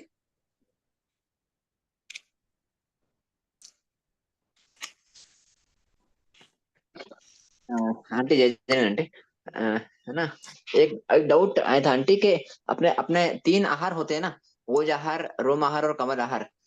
तो ओज आहार जो है वह उत्पत्ति के समय और उसके बाद शरीर पर्याप्त अवस्था तक होता है ना, जीवन पर्यंत। निर्मल भैया, हाँ मेरी आवाज आ रही है क्या? 3:15 से ले ले अगर आपका सवाल इससे गमक से नहीं है तो। बात कर क्या? हाँ श्योर 3:15 से है क्या वो? ठीक है, मैं सोचा ओके भैया, ठीक है। रीडिंग करिए। हो गया सबका ये नियम? नाणता क्लियर हुआ? 9 बोलों में पढ़ रहा है, शेष 11 बोलों में नहीं पढ़ रहा है। सबको एक बार रफ में अच्छी तरह से लिख के चिंतन अनुप्रेक्षा पूर्वक करना। अनुयोगवार सूत्र में भगवान ने स्पष्ट कहा है कि जो अगर ज्ञान की अनुप्रेक्षा नहीं करता है तो उसका ज्ञान भाव ज्ञान में नहीं गिना जा रहा है। भाव ज्ञान बिना उतना पुण्यार्जन, उतनी निर्जरा भी नहीं होगी, उसको द्रव्य ज्ञान की कोटि में लिया है। तो अनुप्रेक्षा है तो सबको ये जरूर लिख लेना। और अभी बहुत दिन क्लास नहीं भी है तो ये सारा विषय करके लिखते जाइएगा। पढ़िए मैना भाई। हाँ, वक्री के 12 घरों में असनी तिर्यंच पंचेंद्री के 60 नाणकता है। 6976 असनी तिर्यंच पंचेंद्री वक्री के 12 घरों में प्रथम पहली पृथ्वी 10 भवनवासी देवता और 1 वाणवंतर के में जगन्य गमक से जाते हैं तो कितने बोलों का नाणकता पड़ता है? उत्तर, जगन्य गमक से जाने वालों में 3 बोलों का नाणकता पड़ता है। आयुष अंतर्मूर्त, अनुबंध आयुष के अनुसार होता है। अंतर्मूर्त अध्यवसाय नैरिकों में जाने वाले के अध्यवसाय अशुभ और शुभ देवता में जाने वालों के अध्यवसाय शुभ होते हैं। इसको खोलना है भाभी जी। नीचे है खोला हुआ। अगला प्रश्न पढ़िए। 6977 उपयुक्त तीनों बोलों को स्पष्ट कीजिए। असन्नी तिर्यंच पंचेंद्री की जगन्य स्थिति अंतर्मूर्त उत्कृष्ट करोड़ पूर्व की है। जगन्य गमक से जाने वालों में मध्यम तथा उत्कृष्ट स्थितियां नहीं मिलती हैं, इसलिए जगन्य गमक से जाने वालों में आयुष का नड़ता पड़ता है। ठीक है, दूसरा आ गया ना। औगिक में कोई भी स्थिति ली जा सकती है, क्योंकि किंतु असंगी पंचेंद्रिय तिर्यंच जगन्य गमक से जा रहा है, यानी अंतर्मौरत से जा रहा है। कौन से अंतर्मौरत से जा रहा है? 256 आवलिका से वो जाएगा देवगति में? नहीं। क्यों नहीं जाएगा? अपर्याप्त जाते ही नहीं है। हाँ, अपर्याप्त जीव नरक देवगति में नहीं जाते हैं, तो पर्याप्त होकर भी अंतर्मौरत से जा रहा है। जबकि औगिक से उसकी स्थिति कितनी होती है? अंतर्मौरत यावत करोड़ पूर्व। यहाँ निश्चित हो गया कि अंतर्मौरत वाला ही जा रहा है और कोई स्थिति वाला नहीं जा रहा है, इसलिए आयुष का नानता बता दिया, अंतर बता दिया इनमें। आयु के अनुरूप ही गति जाति आदि का अनुबंध होता है, अर्थात उसी पर्याय में रहता है। वह भी जगन्य ही होने से उसका भी नानता पड़ता है। ठीक है, यहाँ अंतर स्थिति वाला है तो उसकी गति जाति आदि का भी जो अनुबंध हुआ था, उसकी कर्म लताएं जो निकाचित हुई थी आयुष के साथ में, वो उतनी अंतर्मौरत की निकाचित हुई थी। यहाँ इतना रहा देवगति में, अब वो तिर्यंच गति में देवगति में चला गया। अन्यथा कितनी होनी चाहिए थी? करोड़ पूर्व तक की हो जानी चाहिए थी, अन्य कोई भी स्थिति की होनी चाहिए थी, इसलिए ये नानता पड़ गया। तीसरा, यद्यपि असन्नी तिर्यंच पंचेंद्री में शुभ अशुभ दोनों प्रकार के अध्यवसाय होते हैं, किंतु जगन्य गमक से जो नरक में जाते हैं उनके अध्यवसाय अशुभ और जो देव में जाते हैं उनके शुभ ही होते हैं, इसलिए अध्यवसाय का नानता पड़ता है। यहाँ ही शब्द क्यों दिया गया है? क्योंकि सिर्फ अंतर्मौरत की स्थिति वाला जा रहा है, उसे देवगति प्रायोग्य पुण्यवानी एकत्रित करनी है, इसलिए वो अंतर्मौरत तक निरंतर शुभ शुभ में ही है। लेशा कितनी है उसमें? कृष्ण नील कापो 3 ही लेशा है, लेशा अशुभ है, फिर शुभ क्यों कह रहे हैं यहाँ शास्त्रकार? अगर कृष्ण आदि लेशाएं उसकी मंद होती जा रही है, कृष्ण नहीं है, मंद होती जा रही है, तो वो शुभ में गिन रहे हैं, और मंद की तीव्र होती जा रही है तो अशुभ में गिनते हैं। सबके क्लियर हो गया ये बात? हाँ। देखिए, मंदता की ओर जा रहा है तो शुभ है, ऊपर चढ़ रहा है तो शनि चढ़ रहा है, भगवान कह रहे हैं कि उसके अध्यवसाय विशुद्ध है, वही सीढ़ी वही कर्म प्रकृतियों का उदय उपशम जो भी कुछ हो रहा है, नीचे गिर रहा है तो कह रहा है पतनशील स्वभाव वाला है, विशुद्धि नहीं है उसके, सीढ़ी एक ही है चढ़ने की उतरने की। फिर भी उसी प्रकार है कृष्ण लेशा में, लेकिन नीचे कम वाली है तो उसको शुभ में लिया गया। प्रश्न नंबर 6978 जगन्य गमक से नरक में जाने वाले असन्नी तिर्यंच पंचेंद्री शुभ अध्यवसायों को स्पर्श क्यों नहीं करते हैं? उत्तर, दोनों मैना आंटी नरक अयोग्य को संचित करते जाने वाला अंतर्मूर्त। मैना आंटी आपकी आवाज क्लियर नहीं है। हाँ, मैं सुन रही हूँ। आप 6978 वापस पढ़ दीजिए एक बार। नेट की प्रॉब्लम है उनके ना। हाँ आंटी 3:15 हो गया, ले लीजिए। अच्छा, एक प्रश्न ले लो, ये क्लियर हो जाएगा। हाँ मैना आंटी 6978 वापस पढ़ दीजिए। हाँ, जगन्य गमक से नरक में जाने वाले असन्नी पंचेंद्री तिर्यंच शुभ अध्यवसायों को स्पर्श क्यों नहीं करते हैं? यदि दोनों प्रकार के। आंटी मैं पढ़ दूं एक बार? पढ़ दो। हाँ। उत्तर, यदि दोनों प्रकार के अध्यवसाय होते तो अंतर्मुहूर्त में वे नरक प्रायोग्य अशुभ कर्मों को संचित नहीं कर पाते। नोट, देव में जाने वाले अशुभ पढ़ रही आंटी, पढ़ रही, उनको म्यूट करो एक बार। हाँ वापस पढ़। नोट, देव में जाने वाले अशुभ अध्यवसायों को अंतर्मुहूर्त में स्पर्श ही नहीं करते हैं, तभी अंतर्मुहूर्त में देवगति प्रायोग्य पुण्य कर्म प्रकृतियों का बंध कर पाते हैं, अन्यथा मनुष्य या तिर्यंच में उत्पन्न होते। हाँ बोलिए निर्मल जी। आंटी एक है ना, अपने पास तीन आहार होते हैं ना, ओज आहार, रोम आहार और कवल आहार। उसमें जो ओज आहार है वो उत्पत्ति के समय जीव ग्रहण करता है, और वो जीव कब तक ग्रहण करता है, तो इसमें मतलब शायद जैसे शरीर पर्याप्ति से पर्याप्त होने तक वो ग्रहण करता है ना। तो अभी वर्तमान में अपन ओज आहार को ग्रहण कर रहे हैं ऐसा नहीं बोलते हैं ना, बस वो जो ओज आहार अपन ने ग्रहण किया हुआ है उसको यूसेज उसका होता है ना। हाँ उसका अंश है, कब तक रहता है, मरण समय तक रहता है। हाँ माता के द्वारा जो ग्रहण किया हो गया आहार है कह रहे हैं ना उसमें। हाँ। अच्छा मतलब जो ओज आहार, जो ओज आहार अपने ग्रहण किया हुआ उसकी एनर्जी मिलती रहती है, ये पॉइंट समझना है, ये है ना पॉइंट इसमें। एनर्जी शब्द नहीं बोल सकते हैं, ओज आहार ग्रहण किया गया है, आहार आदि नहीं ले रहे हैं, इनको धन्ना अणगार को आहार का उपक्रम लगाना, शीघ्र काल कर गए, एनर्जी वाली हाँ बात, ठीक है वो काम आ रहा है। हाँ काम आ रहा है, ओके फाइन। अच्छा आंटी, अभी ये जो गमक चल रहा है उसमें आपने एक बात बोली थी कि जो लब्धि अपर्याप्त जीव है उसके भी तीनों वेद का उदय हो सकता है, ये पॉइंट है ना। यहाँ देखिए नानता नहीं बताया ना वेद में, हाँ कर्म हाँ ग्रंथ हाँ बोलते हैं अपर्याप्त जीवों में नपुंसक वेद का उदय, हाँ। यहाँ नानता बता देते ना भगवान, तो फिर क्या समझना अपन इसमें, तीनों वेद का उदय। लब्धि अपर्याप्त जीवों में भी। हाँ हाँ अच्छा, तो फिर वो ये बात, हाँ सैनन भी 6 हो सकते हैं ना, हाँ सेनन भी अच्छे हो सकते हैं। सैनन का भी नानता बता देते, जब 9 बताए तो वेद का सैनन का संस्थान भी 6 हो सकते हैं। हाँ शरीर निर्माण भले ही नहीं हुआ, संस्थान नाम कर्म का उदय तो हो ही जाता है, उस नाम का हम्म। उदय हो गया। अच्छा अच्छा ठीक है आंटी, तो अपन यहाँ पर अपन ये समझना भाई लब्धि अपर्याप्त जीवों में भी वेद, स्त्री वेद, पुरुष वेद सब भी हैं, मतलब है ना। अनुसार हाँ तो यही मिल रहा है, देख लीजिए, अन्यथा नानता बता देते। धरती आंटी बराबर, ठीक है, थैंक्स आंटी, ओके। प्रणाम कंचन भाई। हाँ बोलिए सुधा भाई। वो अब जो पत्तों पर आपने बोला तो जैसे धनिया पत्ती वगैरह उनमें भी मतलब बहुत ज्यादा जीव पैदा हो जाते हैं तो नहीं निकल। धनिया पत्ती और जब उगती हुई होती है ना, अंकुर अवस्था में कोई भी पत्ता होता है उसमें अनंत जीव होता है, बाद में उसमें वो मर जाते हैं, प्रत्येक शरीरी होते हैं। अच्छा फिर प्रत्येक शरीरी, मतलब धनिया पत्ती पुदीना ये सब में वो बाद में प्रत्येक शरीरी होता है। हर पत्ता, हर वनस्पति, हर चीज में। अच्छा हर किस ले। हाँ, ठीक ठीक है, प्रणाम। आप भर लिए, आपका हो गया पूरा। हाँ हाँ वो दोनों जो थे ना महावीर स्वामी के ये गणधर, तो सुरादेव और शूल्य पिता दो थे वाराणसी के। अच्छा अच्छा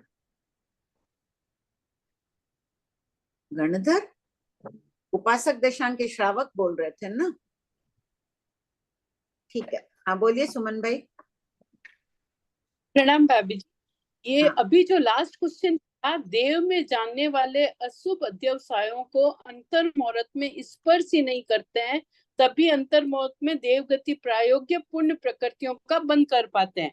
पर कोई भी जीव खाली अंतर मुहूर्त के बंद से गति प्रायोग्य बंद थोड़ी करता है, उसका तो पूरा जीवन काल का जो उसका कर्म है उससे वो फिक्स करता है भी कौन सी गति में जाएगा। इसका देखिए, इसका तो अंतर मुहूर्त की आयुष है उस मनुष्य का, असंगी तिर्यंच पंचेंद्रिय जी है, अंतर मुहूर्त की आयुष है। अगर अंतर मुहूर्त की आयुष में वो शुभ अशुभ दोनों बंद करता तो देवगति प्रायोग्य शुभ का बंद नहीं कर सकता, फिर तो वो मनुष्य और तिर्यंच में ही जाता। यहाँ बात चल रही है देवगति में जाने वाले जो असंगी पंचेंद्रिय है, अंतर मुहूर्त में खाली शुभ अध्यवसाय है, उनको करते हैं तब वो पुण्य प्रकृति एकत्रित कर पाते हैं ना। देवलोक में जाने के लिए पुण्य तो चाहिए, अपने पास तो बहुत समय है, आज कुछ कर लिया, कल कुछ कर लिया, अपन पुण्य प्रकृतियां देवगति नाम कर्म बांधते जाएंगे। वो तो आयुष बंद के समय भी उसके अध्यवसाय शुभ है, तो वो देवगति का ही बंद कर रहा है। ठीक है बाबू जी। एक है ना काय संवेद के अंदर भवादेश तो हो गया कि उसी भव में आना जाना जो कर रहा है, और कालादेश से क्या हुआ? काल की अपेक्षा, आगे सब खोलेंगे ना पूरा आ जाएगा। आदेश शब्द का अर्थ है भव की अपेक्षा, काल की अपेक्षा, इसके सब आएंगे, पूरा खोलेंगे कालादेश भवादेश। ठीक है बाबू जी। हाँ प्रियंका। आंटी उपघात नामकरण को कैसे समझेंगे आंटी? अब नई परिभाषा क्या है ये बोलो। जिस कर्म के उदय से जिस कर्म के उदय से जीव शरीर के पुद्गलों को स्व शरीर के लिए घातक रूप में परिणत करता है उसे उपघात नाम कर्म कहते हैं। घातक यानी बाधा पीड़ा पहुंचा रहा है, वो उपघात नाम कर्म हो गया। घातक हो गया ना, किसी के 6 अंगुली हो गई तो बाधा पीड़ा तो हो ही रही है। दांत आ गए, दांत के ऊपर दांत, घातक रूप में नसों के, जैसे नसों में रुकावट आ जाती है, वेन्स में कहीं कहीं रुकावट आ जाएगी तो शरीर में तकलीफ होगी ना, कहीं कुछ तकलीफ होगी, वो होगी। किस कारण से हुई? असाता वेदनी का उदय क्यों हुआ? क्योंकि वेन्स में कुछ तकलीफ आ गई, तो वो सब उपघात नाम कर्म के अंतर्गत आ जाती है। बाधा पहुंचा रहा है, घातक है ना। वेन्स में क्यों आ रही है? वेन्स आता वेदनी अच्छी बांधते, उपघात नाम कर्म का उदय नहीं होता अपने तो अच्छा अच्छा बंद करते, तकलीफ होती नहीं शरीर में। ठीक है आंटी। और वो अंकुरित अनाज का गुरुदेव कुछ फरमाए थे ना, अपन जुलाई में गए थे जब उधर। हाँ, वही लिखा है, विप्रज्ञापना आने वाली है ना, उसको पढ़ना। सब में उत्पन्न होती हुई प्रत्येक वनस्पति में अनंत होते हैं और कुछ काल बाद वो प्रत्येक हो जाती है। अनंत काई के आलू मुला आदि तो उसमें तो हर समय अनंत उत्पन्न होते रहेंगे, बाकी जीवों में प्रत्येक उत्पन्न होते जाएंगे। आंटी तो अपने इसमें भी ऐसे ही मानते ना कि अंकुरित अनाज में अंतर मुहूर्त तक ही अनंत रहेगा, उसके बाद वो नॉर्मल हो जाएगा, हाँ हाँ असंख्यात भी हो जाएगा, ऐसे ही मानते हैं ना अपने। हाँ ठीक है, थैंक यू। हाँ बोलो ज्योति जी। हाँ हेलो आंटी जी, एक तो ये पुलाक लब्धि क्या होती है? पुलाक लब्धि होती है जगने नवमे पूर्व की तीसरी आचार वत्थु उत्कृष्ट देशों पूर्व के अध्येता होते हैं, उनमें पुलाक नामक लब्धि प्रकट हो जाती है। प्रवचन सारोधार आदि में है कि यदि चतुर्विद संघ पर कोई आपत्ति आए, कोई राजा कह दे सभी जैन साधु यहाँ से निकल जाओ देश से, कहाँ से निकलेंगे, कहाँ जाएंगे वो, तो अगर आचार्य आदि तब वो उस लब्धि का प्रयोग कर लेते हैं, राजा को डराने आदि के लिए उस लब्धि का प्रयोग कर लेते हैं। ग्रंथकार तो कह रहे हैं कि उनमें इतना सामर्थ्य है कि चक्रवर्ती की सेना का भी विनाश कर दे, बस सामर्थ्य बताया है उसमें, कोई कोई करता नहीं है। वो लब्धि के राजा को कोई सामान्य मुनि बोलने जाए तब तो मानेगा नहीं। अगर यही पुल्लाक मुनि होगा, वो राजा की तरफ देख भी लेगा तो राजा थर थर कांपने लग जाएगा, मेरा विनाश हो जाएगा, मुनि ये मेरे राज्य को जला देंगे, वो कर देंगे, राजा डर जाएगा और अपना आदेश वापस ले सकता है। ये पुल्लाक लब्धि 28 लब्धियों में ये एक प्रकार की लब्धि। अगर वही लब्धि का प्रयोग आचार्य के आदेश से करे तो उन्हें उतना प्रायश्चित आदि नहीं आता है। अच्छा, तो ये अभी थोड़ी करते हैं ना, अभी तो नहीं है। हाँ ना, जगने अभी है पूर्वों का ज्ञान। हाँ हाँ ठीक है आंटी। एक आंटी ये है, ये 29 पाप सूत्र क्या होते हैं? 29 पाप सूत्र मतलब ये कर्म मोक्ष, ये निर्जरा महानिर्जरा और कर सिद्धि गति के हेतुभूत नहीं है। जैसे वास्तु शास्त्र है, ज्योतिष शास्त्र आदि है, ये सबसे ठीक है, इस भाव के लिए अपन कर लेते हैं, कोई व्यापार कर रहा है वास्तु शास्त्री बना आदि, लेकिन मोक्ष के हेतुभूत ये क्रियाएं नहीं है। वास्तु शास्त्री बोले स्थान में घर बनाओ, अमुक स्थान में कुआं बनाओ, ये बनाओ, तो इन सबसे जीव हिंसा होती है ना।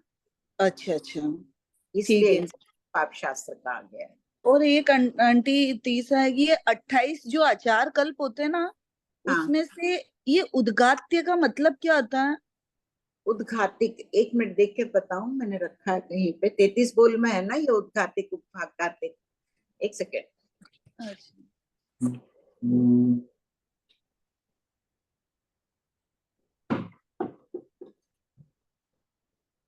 हाँ तब तक और कोई पूछो, मैं खोल रही हूँ, शायद उद्घातिक का लिखा हुआ है।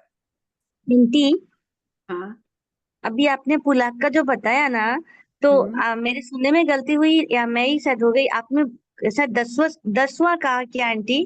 पर आपकी किताब आंटी, लेकिन आपने आंटी आपके 392 में लिखा है पुलाक जगन्य 9वें पूर्व की तीसरी आचार वस्तु उत्कृष्ट पूरे 9 पूर्व के ज्ञाता होते हैं। देशों 10 के नहीं है क्या? वो आपने यथालंकल्पी के बारे में कहा था, संभावना आंटी। जो लिखा है वो सही होगा, मेरे बोलने में गलती। हाँ आंटी, 9 पूर्व के ज्ञाता है। हाँ आंटी, इसी किताब के पेज नंबर 392 क्वेश्चन नंबर 720 में। तो इसमें लिखा हुआ है वो ठीक है एकदम। उद्घातिक का अर्थ है इसमें लघु प्रायश्चित और अनुद्घातिक का अर्थ है गुरु प्रायश्चित। अच्छा, गुरु प्रायश्चित और लघु प्रायश्चित। लघु प्रायश्चित है, अनुद्घातिक और ये कृत कृत्य सन, इसका है संपूर्ण दीक्षा छेद। दीक्षा ही उनकी संपूर्ण, पूरी, दीक्षा का निषेध हो गया, दीक्षा छेद हो गया। अच्छा, दीक्षा दीक्षा, ठीक है आंटी, धन्यवाद आंटी। अच्छा, आपके कारण मैंने भी खोला। उद्घातिक लघु प्रायश्चित, सबको ध्यान रख लेना। अनुद्घातिक आरोपणा यानी गुरु प्रायश्चित दिया जा रहा है, कृत्य में यानी दीक्षा निषेध हो गया।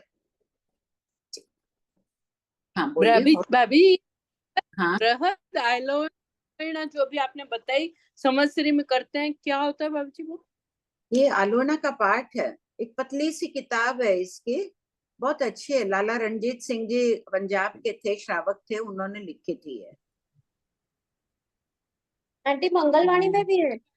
मंगलवाणी प्रतिक्रमण कर, लेशा का प्रतिक्रमण आप पढ़ना, वो किसी से लेके आलोना पढ़ना। अच्छा, अच्छे भाव है उसमें। स्थानकवासी वो और जगह इतना नहीं, स्थानकवासी संवत्सरी वो स्थानक वासियों में प्रतिदिन तो कोई पढ़ो, ठीक है, कई लोग पढ़ते भी हैं, पर पक्की वाले दिन तो पढ़ते ही थे लोग, और संवत्सरी में तो अवश्य ही पढ़ते हैं। लाला रणजीत सिंह जी। हाँ, एकदम पतली किताब है, किसी के पास हो तो आप देखना ना। आंटी मैं ऐड कर दूंगी। बहुत किताबों में भी ये बोल रहे ना, मंगलवाणी है तो उसमें भी आंटी स्वाध्याय माला में भी है। स्वाध्याय माला भी होगी ना इन लोगों के पास, चलन आंटी नहीं। लगभग, हाँ हाँ हाँ। आंटी मेरा एक डाउट हो रहा है, पूछ लूं? हाँ बोलो।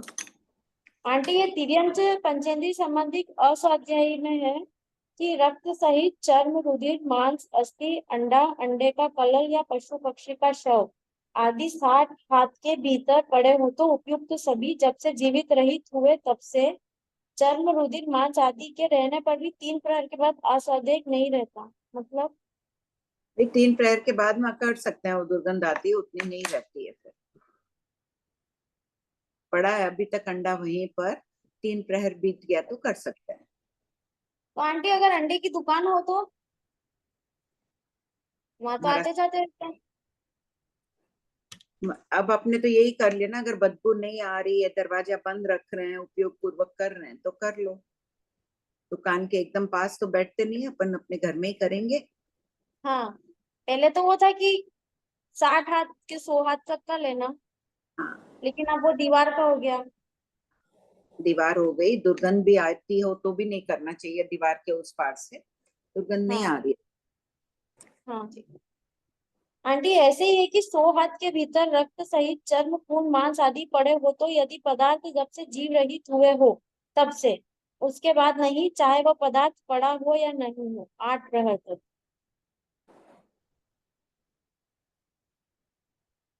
ठीक है। आंटी मैं पूछ लूं? आंटी मैं पूछ लूं? हाँ बोलो। आंटी आपके ना एक बार वो रिकॉर्डिंग सुन रही थी तो मेरे को जितना समझ में आया, आपने कहा कि मन के वचन के पुद्गल एक साथ ग्रहण कर सकते हैं पर उपयोग एक में रहेगा। तो आंटी अगर मैं एक साथ ग्रहण कर रही हूँ तो क्या ऐसा समझूं कि उपयोग एक में है और तो दूसरा अनाभोग से अपने आप ग्रहण हो रहा है? वैसे भी पुद्गल अन्नाभोग से ही है, हमें कहाँ उपयोग है। बोल आंटी रहे हैं, बोल भी रही हूँ, कर भी रही हूँ, तो मेरा उपयोग मान लो अभी बोलने में ज्यादा है, लेकिन चिंतन भी तो कर ही रही हूँ। मनोवर्गना के पुद्गल भी ले ही रहे हैं, काय योग से ग्रहण हो रहा है, काय योग से आनापान के भी ले रहे हैं, शरीर के भी ले रहे हैं, कर्म के भी ले रहे हैं, सभी अनाभोग से ले रहे हैं। हमें पता थोड़ी चल वर्गना के पुद्गल ले रहे हैं। हाँ आंटी, वो तो मन का तो फिर भी समझ में आया, पर वचन तो सोच समझ के ही बोलते हैं ना आंटी, तो ऐसा थोड़ी हुआ कि लेकिन भाषा वर्गना की पुद्गल ग्रहण कर रहे हैं, ये हमें कहाँ पता चलता है। हमारा तो उपयोग है कि हम क्या बोल रहे हैं, पुद्गल ग्रहण का उपयोग कहाँ है। अच्छा ठीक है, हाँ आंटी हो गया, कृपा आंटी। हाँ निर्मल जी, बस एक और ले लो, फिर टाइम हो गई। आंटी अभी अभी अभी जस्ट आपने क्या फरमाया कि मतलब पहले 60 हाथ था, तो अभी 60 हाथ वाला पॉइंट नहीं है क्या अभी? अब बोलते हैं ना, दीवार आदि आडी आयु यो बदबू नहीं हो तो कर लेते हैं ना, दीवार होनी चाहिए आडी। हाँ नहीं मतलब कहने का मतलब जैसे अपने घर के बाजू में अगर वो होते हैं ना नॉन वेज वाले दुकान, मतलब सिर्फ अंडे की बात नहीं कर रहा हूँ, नॉन वेज वाली दुकान की बात कर रहा हूँ, जहाँ तो वो अगर हो तो अपन सजा कर सकते हैं क्या? भाई आजकल यही बोल रहे हैं ना प्रियंका, दीवार आई हुई होनी चाहिए, बदबू नहीं आनी चाहिए, हाँ आंटी। ऐसे ही कहते हैं। अच्छा तो अभी वो मतलब वो दुकान 60 हाथ के बाहर होनी चाहिए, ऐसा पॉइंट नहीं है क्या आजकल? नहीं, अगर खुला है सड़क पर बैठकर अपन नहीं कर सकेंगे, हाँ अपनी वहां तो नहीं दीवार करते हैं। करके तब कर सकते हैं। हाँ मतलब अपन अपने घर के बाजू में वो है फॉर एग्जांपल, और अपन अपने घर के रूम में कर रहे हैं तो कर सकते हैं क्या ऐसा? कर सकते हैं। अच्छा मतलब सिर्फ अंडे वाली, मतलब मैं वापस कंफर्म कर रहा हूँ आंटी, सिर्फ अंडा वाली बात नहीं कर रहा हूँ मैं, नॉन हाँ वेज हाँ, वाला ही है। सब चीज की बोल रही हूँ। ओहो आंटी अच्छा। हाँ आंटी बोलो, हाँ बोलो। जैसे महाराज ने फरमाया था कि जैसे घर है और घर से तीसरी दुकान नॉनवेज की है, तो अगर अपन घर की फर्स्ट फ्लोर या सेकंड फ्लोर पर बैठ के कर रहे हैं तो अपन ऐसे नापेंगे ना, 60 हाथ को ऐसे नापेंगे, अपने दुकान से डायरेक्ट नहीं नापेंगे, ऐसे नापेंगे तिरछा, तो 60 हाथ हो जाएगा। तो महाराज साहब बोले उसमें कर सकते हैं, अड़ता नहीं है। आंटी टाइम हो गया। हाँ ठीक है। कृपा आंटी, बहुत कृपा। कृपा करें आंटी को।